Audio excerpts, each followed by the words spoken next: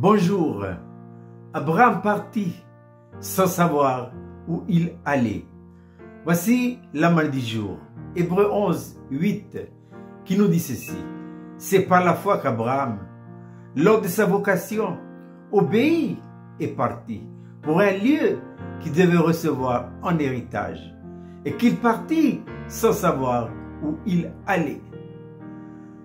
Se lever et partir sans savoir où on va pour suivre le Seigneur Jésus-Christ, c'est possible sous 4 conditions. La première, il faut d'abord être né de nouveau. C'est ce que j'appelle la nouvelle naissance. Qu'est-ce que la nouvelle naissance?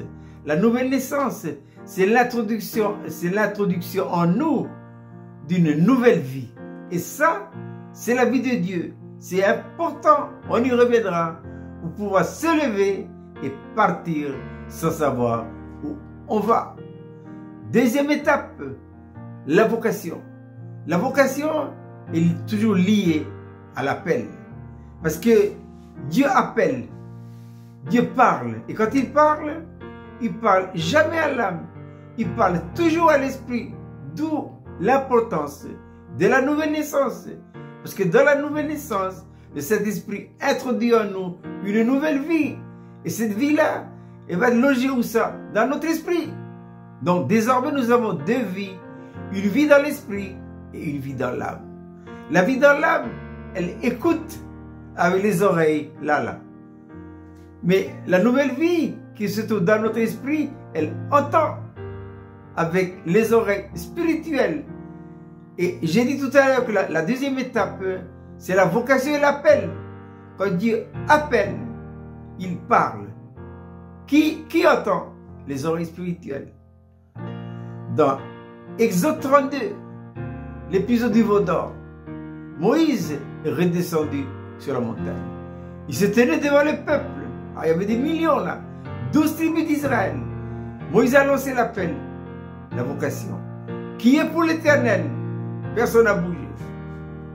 Tout le monde a écouté. Mais il y a une petite tribu qui a entendu. C'est qui? Les Lévites. Seuls les Lévites se sont levés. Ils ont répondu à la vocation et à l'appel.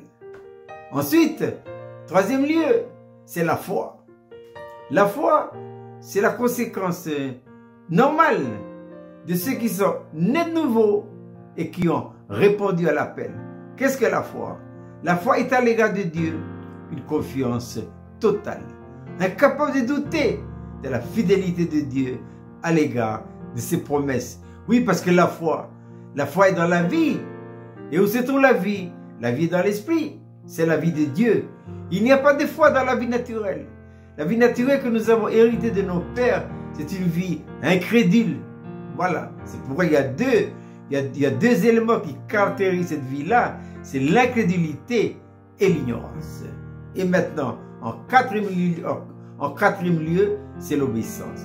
Lorsque les trois premiers éléments dont j'ai cité tout à l'heure sont en ligne de compte, automatiquement, je me lève, j'obéis. Je pars sans savoir où j'y vais.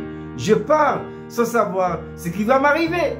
Mais je sais que je suis dans le bon timing de Dieu. Je répète ces 4 conditions. 1. Nouvelle naissance. 2. Vocation et appel. 3. Foi. Et 4e, l'obéissance. Je répète cette belle petite manne pour ce matin. Abraham partit sans savoir où il allait. Hébreux 11, 8. C'est par la foi qu'Abraham, lors de sa vocation, obéit et partit pour un lieu qu'il devait recevoir en héritage et qu'il partit sans savoir où il allait. Je vous souhaite de passer une agréable journée.